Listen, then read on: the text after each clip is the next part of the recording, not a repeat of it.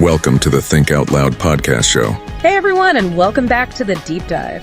You know how this works. You send us source material and we dive deep. That's right. And today we're looking at a podcast episode called Barnyard Politics. Orwell's allegory meets modern geopolitics. All about how George Orwell's Animal Farm can actually help us understand global politics today. Crazy, right?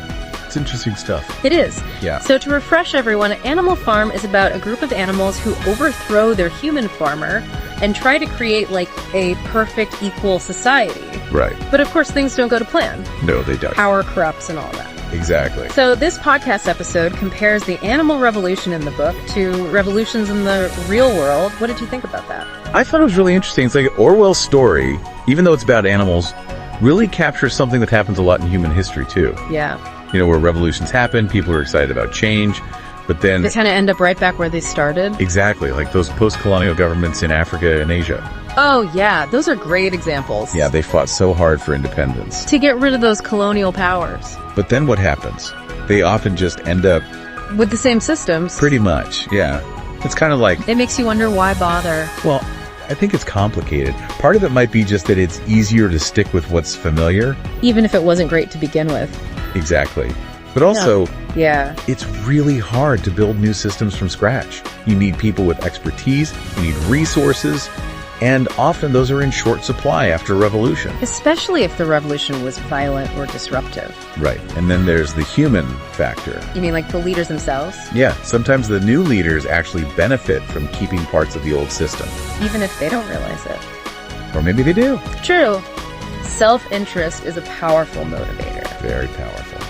So we've got this idea from Animal Farm that revolutions don't always lead to real change. Sadly, no. And then there's this whole thing about propaganda. You know, 4 legs good, 2 legs bad. Oh yeah, that's classic. It's like the perfect example of how simple, repetitive messaging can really influence people. Even if it doesn't make a whole lot of sense. Especially if you repeat it enough. Right. And it's kind of scary how relevant that feels today. Oh, absolutely. Like with 2047 news and social media, everyone's constantly trying to shape the narrative. And control the information. It's like we're all living on one giant digital animal farm, you know? Yeah, I see what you mean. You start to wonder who's actually in control. Right. Like who's deciding what we see and hear. And what we should think. It's pretty wild. And the podcast pointed out how Orwell was already thinking about this way back in the 1940s. Yeah, he was ahead of his time. Like with the character of Squealer. Oh yeah, Squealer. The pig who's always twisting the truth to make the leaders look good. And rewriting history to fit their agenda. It's crazy how much that mirrors like modern disinformation campaigns. Whether it's from governments or just stuff that goes viral online. It all plays on the same thing. People's desire to believe in something. And the fact that we're all kind of wired to look for patterns and try to make sense of the world. Right, so if someone keeps repeating the same message over and over, even if it's not true. It starts to sound more believable. Especially if it taps into our existing beliefs or fears. Absolutely. It's chilling to think about. Like, we all want to believe we're critical thinkers. I like to think we are. But it's easy to get swept up in a narrative. Especially a well-crafted one. So we've got revolutions not always leading to the change people hope for. Right. And we've got propaganda that can be surprisingly effective. And then Animal Farm also dives into this whole question of power itself. And how it corrupts. Exactly. Like with Napoleon. He starts out as this idealistic leader. He wants to make things better for all the animals. Right. He's all about equality and justice. Yeah. He gets a taste of power. And it changes him. He becomes a dictator, just as bad as the human farmer they overthrew. If not worse. It's a pretty classic story arc. You see it in real life, too. All the time. The podcast mentions a bunch of examples. Like Venezuela. Right, Venezuela. Russia had leaders who started out maybe with good intentions. But then they got a taste of power. And it changed them. They eroded democratic systems, changed constitutions, held on to power for way too long. All the things the animals in Animal Farm were trying to avoid. It's like Orwell was onto something really profound about human nature. Definitely. This idea that power corrupts is a pretty universal truth. So we're seeing all these Animal Farm dynamics playing out in the real world. Yeah, it's kind of freaky when you think about it. It is. So what does that mean for us? Like, how do we navigate this world where power is always trying to influence us? That's a big question. And I think that's what we're going to try to tackle next. We'll dive into that.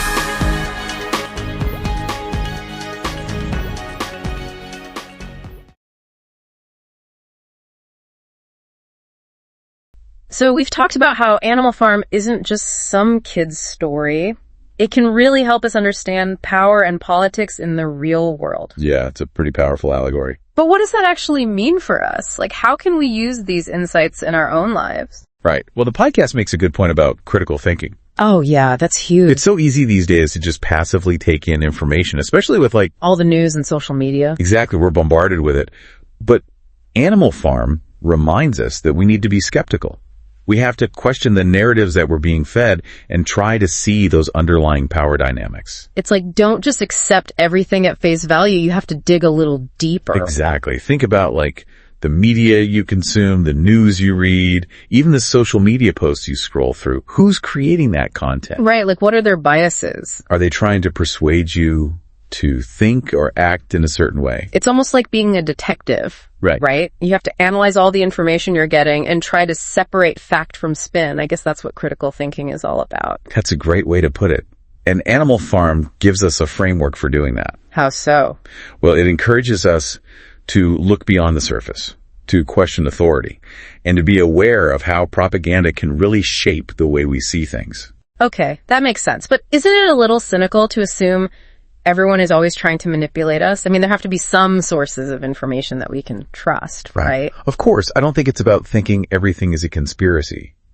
But I do think it's about being aware that there's always the potential for manipulation.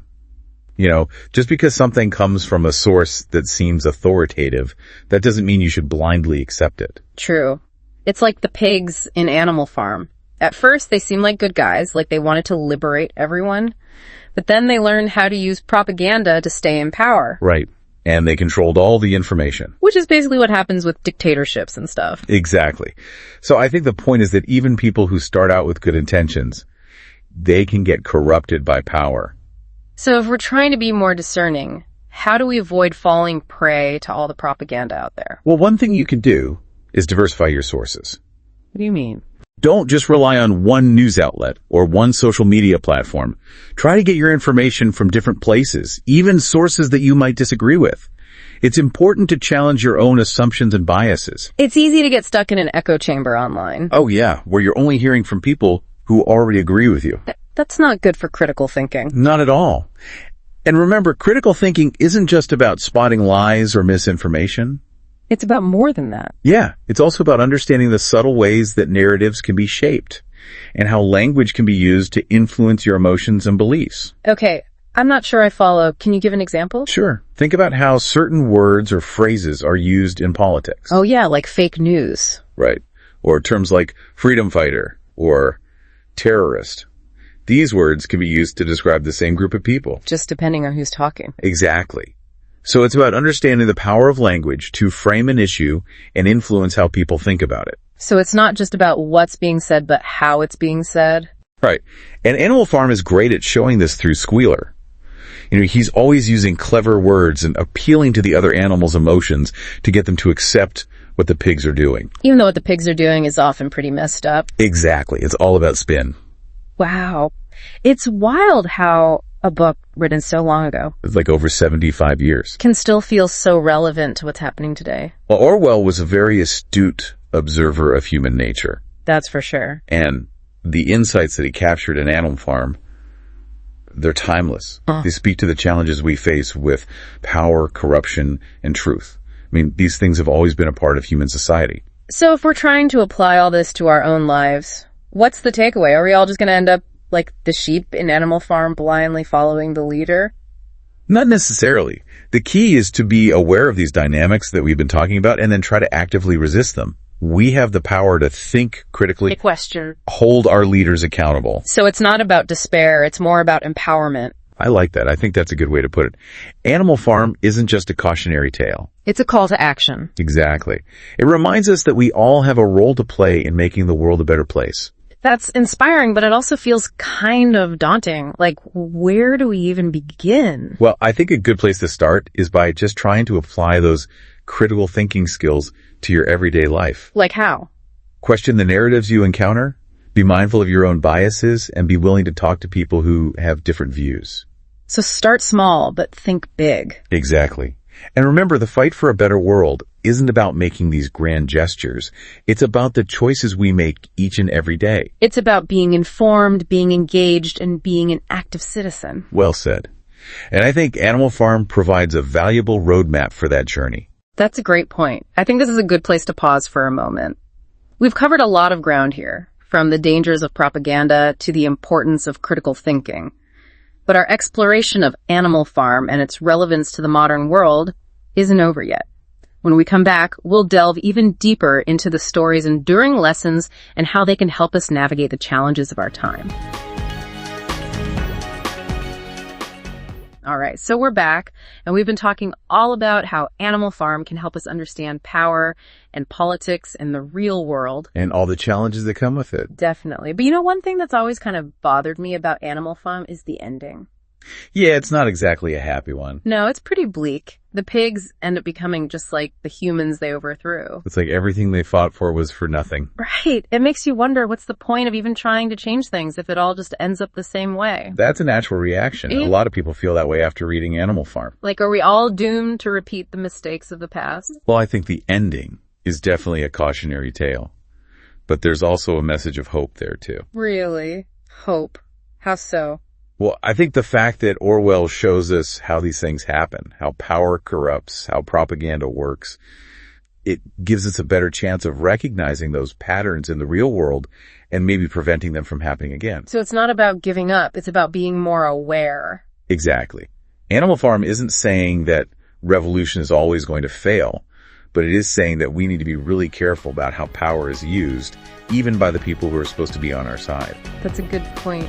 And, you know, the podcast also talked about how a lot of revolutions end up just recreating the same systems they were trying to get rid of. Yeah, that's a common problem. Like, how do you actually break that cycle? How do you make sure that movements for social change actually lead to something better, not just more of the same? That's the big question, isn't it? I don't know if there's an easy answer, but I think Animal Farm does give us some clues. Well, one thing that really stood out to me was how the pigs gradually took over the farm. They silenced anyone who disagreed with them, and they controlled all the information. And that's how they maintain their power. Right.